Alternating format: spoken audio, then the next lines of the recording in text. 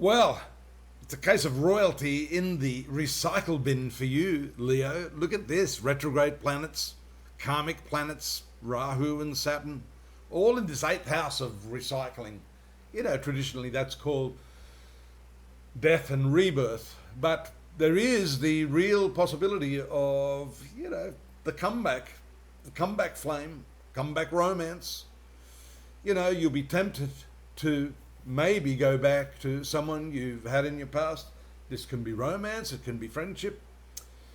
Be careful, because especially there, as the moon moves into its seductive position with Mars in this 12th house of secrets, strange little things can happen romantically.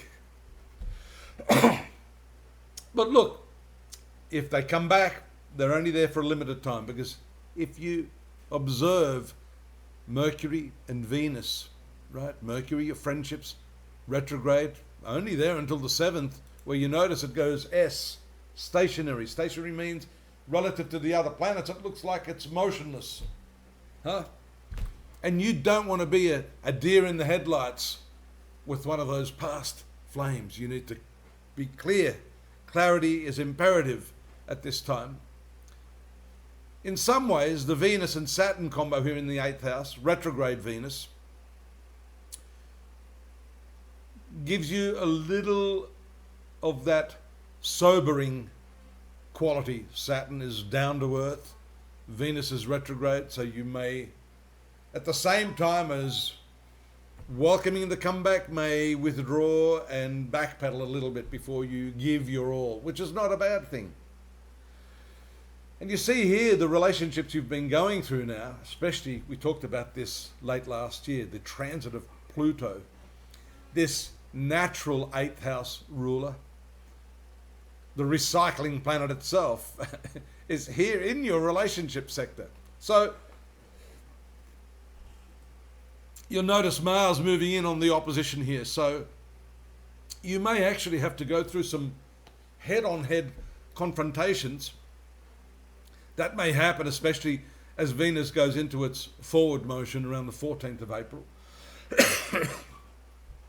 But here you have to understand that death is not necessarily death of a relationship. It can be the renewal of a relationship. And I'm hoping that's the case with you. If you've been having some issues there, because also this 8th house has to do with intimacy, matters of intimacy and, sexuality. Mercury moves out of that area. That's less tension, so to speak.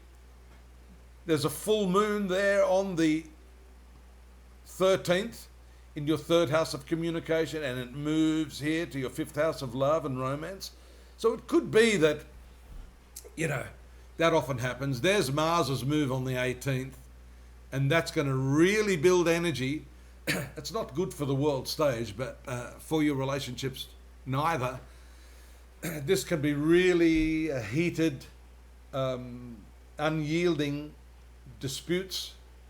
And because Mars has to do with your 9th house of values and ethics and morals, this could be a stand that you must take on some ethical issue or some principle-based matter.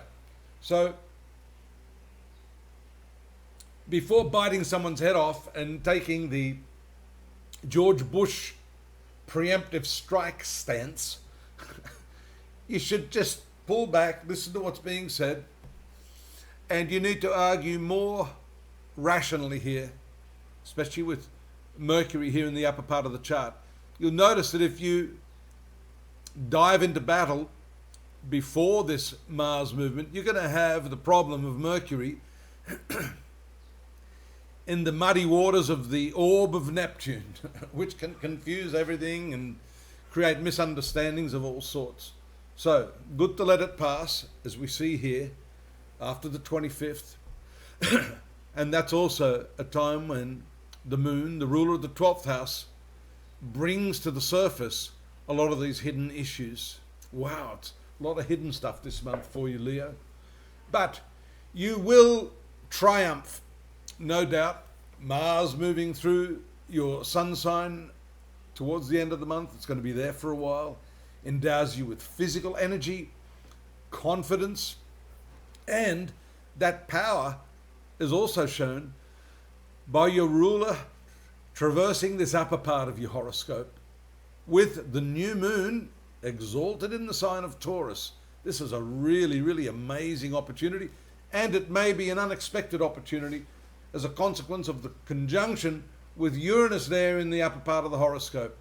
Finishing the month on a beautiful applying conjunction to Jupiter, the lucky planet, there in your 11th house of friendship and the fulfillment of goals and ideals. As a subset of your life, this month does look good towards the couple of last days, where this assures you of some success or satisfaction, notwithstanding some of the challenges that we've seen here for the month of April 2025. You want more? Well, we got more for you. Click that link, dive on over to astrology.com.au, take a look at the other bits and pieces that may fill in the blanks here. If I've left out something, he didn't mention this or that, it's probably there. Subscribe. We need your subscription. It helps us in all seriousness. Press the like button. More likes, the better. And of course, I'm here if you need a more personalized look at your horoscope.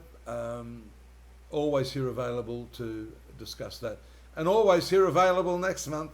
Hope you'll be. See you then. Bye-bye.